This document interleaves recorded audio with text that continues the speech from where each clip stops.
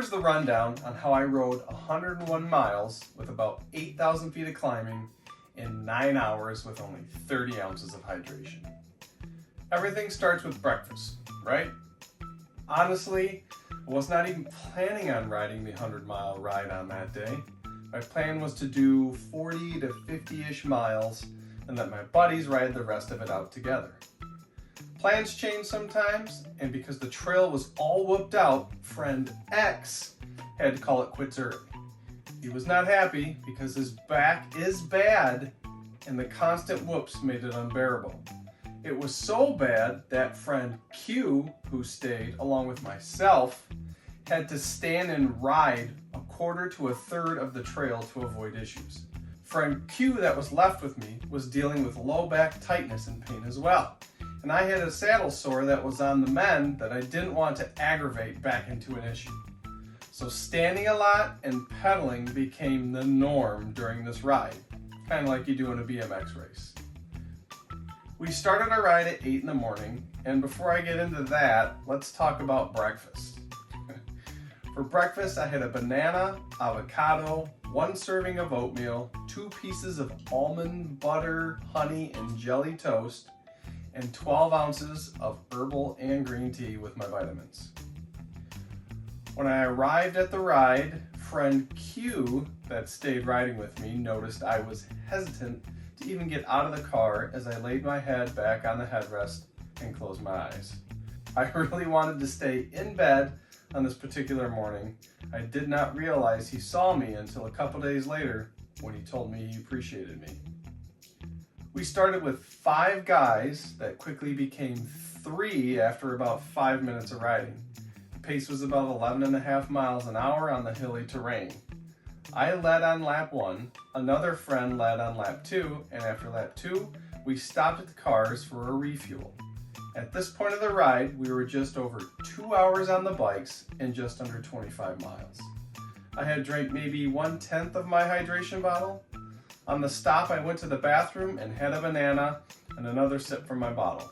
We were back on the bikes for lap 3, with myself leading the pack to keep the pace good for that all-day effort.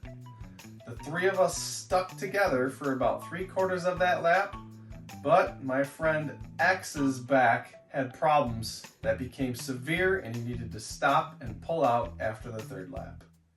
It was at this point I knew my plan of 40 to 50 miles was not happening.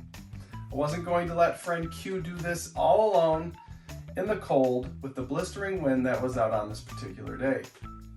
We rounded the corner for lap 4 and I kept in the front, just the 2 of us now.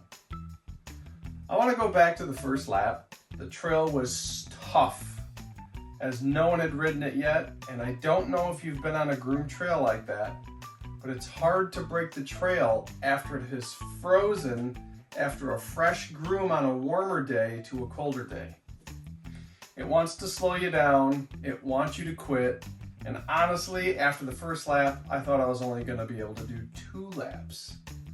Once we started lap 2 and I was in the back of the 3 of us, I realized it was much easier now with the drag on the trail, and it felt better in the draft. It was twice as easy as it was on the first lap, so there was hope. After we finished lap 4, friend Q and I went to the car for a quick lunch. I had another banana, an apple, an Ensure, and a few handfuls of cashews. The cashews tasted so good. I was now sitting just over a half bottle of nutrition, so I drank 10 ounces up to this point. You might ask what I did have in this particular bottle. The bottle is a 20-ounce bottle, and I put 3 scoops of Tailwind berry in the bottle, as this is my favorite flavor, and it does not bother my stomach. We've been on the bikes for about 4 hours and 15 minutes, and I'm sitting at almost 49 miles. After we finished lunch, I asked if he wanted to keep going, and he said yes. He then said that he didn't expect me to stay and keep going with him, but I knew I had to just in case something went wrong. He led the next 2 laps. From lap 4 on, the trail progressively got worse. Someone had ridden on the trail on a mountain bike with skinnier tires, not fat bike tires, and broke through the groom on almost every climb. and we had some sections where a lot of people had post-holed it, making it a vibration festival. If you've ridden in the snow, you know that to get through these ruts, you have to handle the bike very well to keep it straight, and it requires double the power to get through them going uphill. Some parts of the trail itself also became rutted, which caused our pace to slow. Whoops, ruts, and post holes made the challenge even more of a challenge. After finishing lap 6, we headed out to the cars to refuel again. This time I had a banana and more cashews. I'm telling you, those cashews were amazing. At this point, I had just less than a quarter bottle left, so I drank it and then made another half bottle for the final push. We sat in my car for the 3rd time, and I asked him if he wanted to continue riding. I was hoping and even hinting that we would stop. But deep down, I knew he was not going to say, "Let's quit." So we jumped back on the bikes for lap 7. We were close to 6.5 hours and just under 73 miles before we started. I got back in the front and led the chase for the 100, the trail still deteriorating even more. Somehow we were able to keep a pretty good pace up despite the conditions. On lap 6, there was a little loop that was getting so bad that we decided to skip it on lap 7 and lap 8. This decision made it so we did not get as many miles per lap, and we knew when we were done with lap 8, we would still have 5 to 6 miles to find somewhere to complete the 100. We finished lap 7, and I stayed in front for lap 8 because I knew my friend needed it to be that way. I also knew I could not talk him out of stopping. Up to this point, we were still close to the average pace from when we started. We went from 11.5 miles an hour to 11.4 miles an hour. Lap 8, we slowed down quite a bit, and friend Q started telling me stories to help pass the time. The trail was not fun anymore. The ruts, the post holes, and the constant whoops had whooped our ass. We finished lap 8, and I needed 5 miles to complete, and he needed 6 miles to complete the 100. We jumped onto the dirt roads of Owaspee, and they were also very hilly. I wasn't expecting that. I kind of thought this was going to make the last 6 miles easier. Eventually, we made our way out to the road and did a little out and back on that to finish up the last few miles. I finished that last half bottle on this last 27 miles of the ride.